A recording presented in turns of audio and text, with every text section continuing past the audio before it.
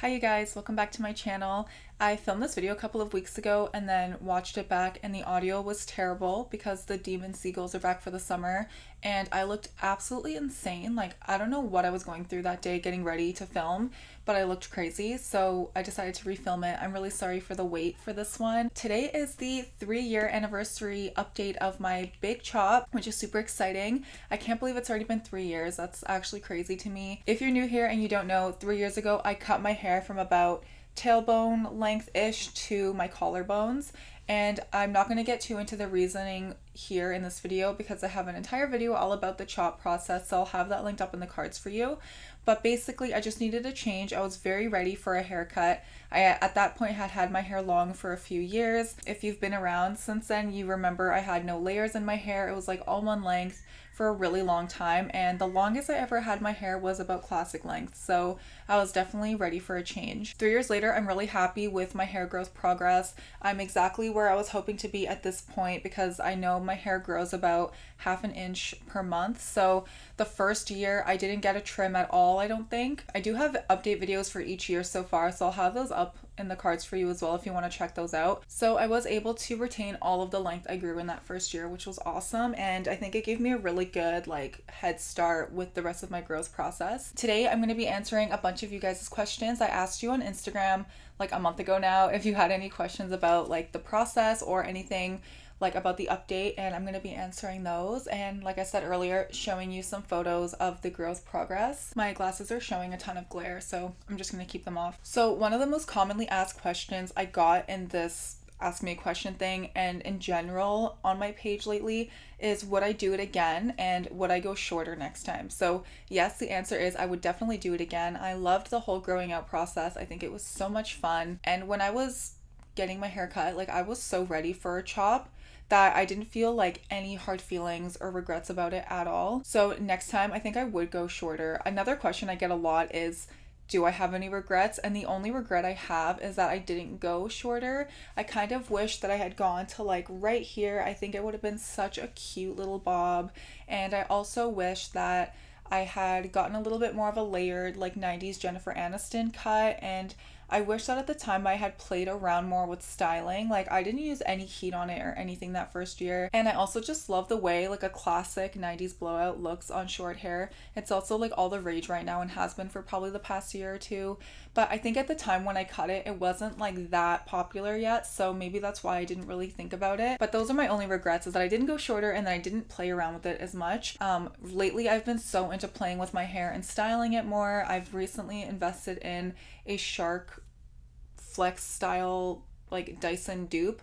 I just like cannot justify spending $800 on a Dyson Airwrap. I just think that's crazy. So I got the dupe version from Costco and I've been having so much fun playing with it. If you guys want a video on how I use it, I'd love to film one eventually when I learn how to style my hair properly. Another question I got was, how has your feelings about the cut evolved? And I don't really know if they've evolved necessarily. Like, I'm still really happy that I did it. I think if anything, it just made me a lot more brave to experiment with my hair. Like, when I go for a trim or a haircut now, it doesn't stress me out anymore. I'm not as nervous anymore to do things with my hair and try things out. And I know that if I do need to get a haircut and chop off a few inches, like, it'll be fine. It'll grow back. I'm not as like, I don't know, high strung about it. It also made me explore more parts of my identity outside of my hair care, because obviously having long hair, if you have long hair or have had super long hair, you know, it kind of just becomes like part of your whole look. And as much as that's really cool and I love that, that's like why I have long hair to begin with, it really like limited my style, I think, back in the day. And moving away from home, first of all, and then also having shorter hair really forced me to experiment with my clothing more and like my general aesthetic more. And I feel like I've evolved so much since like 2019, 2020 especially. I had to get rid of like my main security blanket, and that really forced me out of my comfort zone. So I think if you're feeling stagnant in your style or in like how you're expressing yourself, I think getting a haircut, it doesn't necessarily have to be like a big chop, but trying out bangs or trying out a new layered cut or doing something different, finding a new way to style it can really like push you outside of that box and help you to try new things. For example, this is like as layered as my hair has ever been, and I'm obsessed with this haircut. I've been loving it. I definitely prefer it when it's styled more curled, like when I do heatless curls or something. I just love the big volume that I've been getting. Somebody asked, what is the one thing you like the most while growing out your hair again? And I think kind of back to what I was just saying is I love how much it forced me to explore other parts of my self-expression and my style and my general aesthetic. It also gave me a good opportunity to try hairstyles that just weren't possible on super long hair with no layers or weren't comfortable to wear. And it just makes me excited knowing that the growing out process isn't as long and painful as I remember it being the first time around. And I think the key to that is the first time I grew my hair out, it was super damaged and I was growing out like a really crazy uneven cut. So I think growing it out in like a healthy state, knowing how to actually care for my hair and growing it out from a more even haircut made it so much easier. Somebody asked, how did you remain patient while your hair was at the beginning of your growing back out journey? And I don't know, I think I was patient because I was so ready for a haircut that I wasn't in a rush for it to grow back at all. Like when I first cut it, honestly, it was growing at the rate I knew that it would grow at, about half an inch a month. And I kind of remember thinking like, man, it's actually growing out faster than I thought, and I am not able to enjoy having short hair for as long as I thought I would. Like having actual short hair is very short-lived unless you're consistently cutting it back to that length. I cut it wanting to enjoy the growing out process. I cut it with the intention of trying to enjoy each stage that my hair would be at. I think if you're not actually ready for a big chop and you're already anticipating like how long it's going to take your hair to grow back, maybe don't do it because I feel like you're more likely to regret it if you're not fully like gung-ho ready to have short hair or shorter hair than what you're used to. I also knew that I was ready because I had a dream right before I cut my hair where I did chop my hair off. And you know, if you've had long hair before, I think we all get these dreams where you cut your hair and you wake up like sweating and you're so happy that you didn't actually cut it. Well, like I had one of those dreams and I cut my hair, and when I woke up, I was actually a little disappointed that it wasn't real and that I hadn't really cut it.